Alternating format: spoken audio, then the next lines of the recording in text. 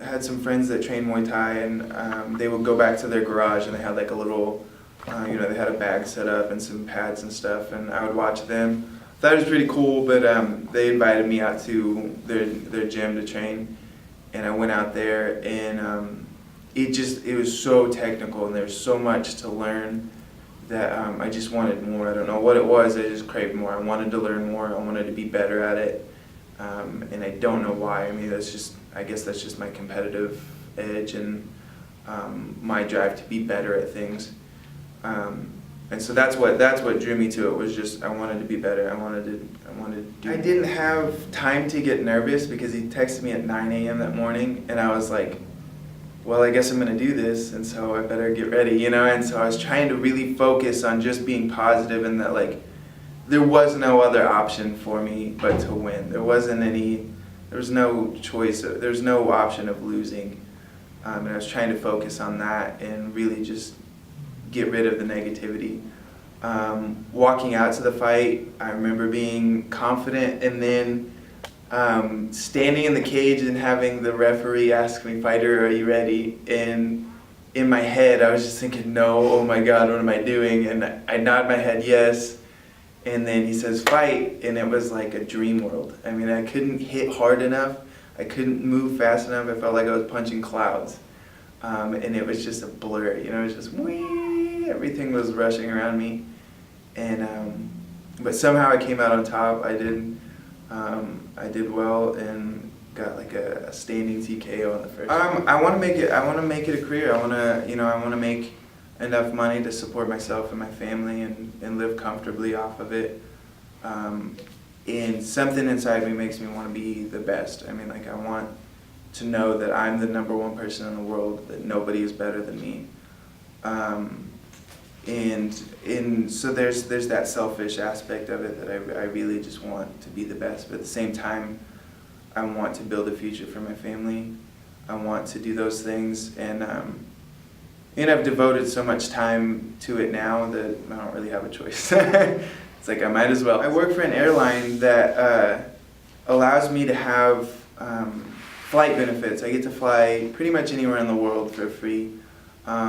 Today, here in about an hour, I'm flying to Brazil for $54. I mean, that's something that not a lot of people get to do, and I wanted to take advantage of that.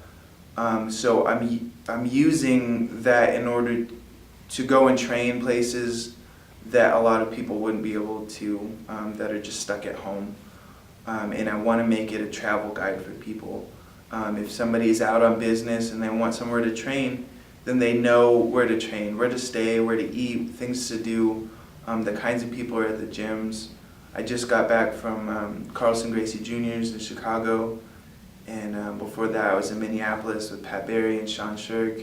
And so I think it's really important that everybody that trains dreams of going and training with these people that they don't get to, and I want to share that with everybody.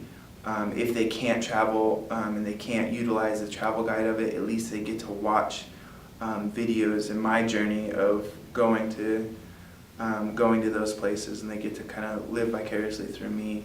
My coach originally had kind of brought the idea to me, is just focusing on positivity. And I actually have a story that, like, there was a point where I had driven to work and I had zero gas. I had no gas, I had no money in my bank account. I was kind of freaking out a little bit in my car, and I get out and I'm thinking, you know what, like, everything's gonna be okay. Like, it's gonna work itself out. And I just got done moving and everything, so it was just a disaster for me. And I get to work and I step on, I sit down on one of the carts at work. There's $10 right next to me. Because I had just focused all my energy on that, and I knew that everything was gonna be okay, and it was. I found $10, I got home. The next morning, we didn't have any food at our house, and I was still freaking out about that, and I was just like, man, I'm so hungry. You know, we had like one more day and I was gonna get paid.